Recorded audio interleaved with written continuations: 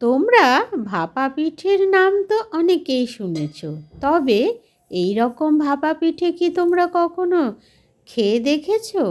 চলো আজকে তোমাদের একটা নতুন পদ্ধতিতে ভাপা পিঠে বানিয়ে শেখাচ্ছি। প্রথমে 1 কাপ সুজি নেবে, তারপরে 2 চামচ চিনি নিয়ে ভালো করে মিক্সিং গ্রাইন্ড করে নেবে। এরপরে একটা বাটিতে নেবে মিশ্রণটা, নিয়ে 2 কাপের মতো দুধ দিয়ে ভালো করে মিক্স করে 30 মিনিটের মতো রেস্ট করবে।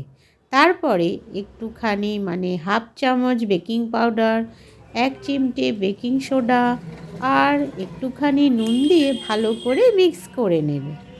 তারপরে আপ্পাম প্যানে তোমরা একটু বাটার অথবা ঘি অথবা রিফাইন অয়েল দিয়ে ভালো করে ব্রাশ করে নেবে।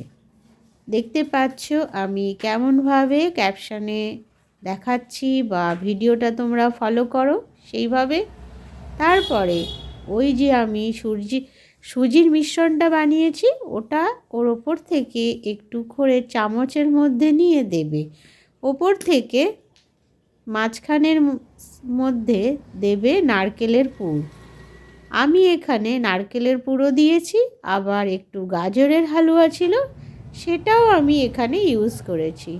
এটা তোমরা যে যার পুরটা পছন্দ মতো ব্যবহার করতেই পারো। তারপরে ওপর থেকে আবার ওই ব্যাটারটা একটু একটু দিয়ে ভালো করে মিক্স করে দেবে।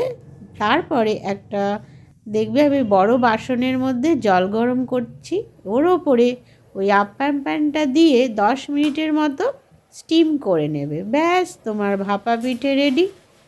এরপরে এইটা আস্তে আস্তে করে উল্টে নিলে দেখো কিভাবে আমি দেখাচ্ছি, তোমার ভাপা পিঠে কমপ্লিট।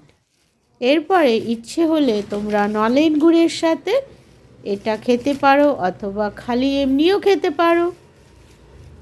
এইভাবে তোমরা ভাপা পিঠেটা ট্রাই করে দেখো, অবশ্যই তোমাদের খুবই খুবই ভালো লাগবে। আমার তো ভীষণ ভালোই লেগেছে।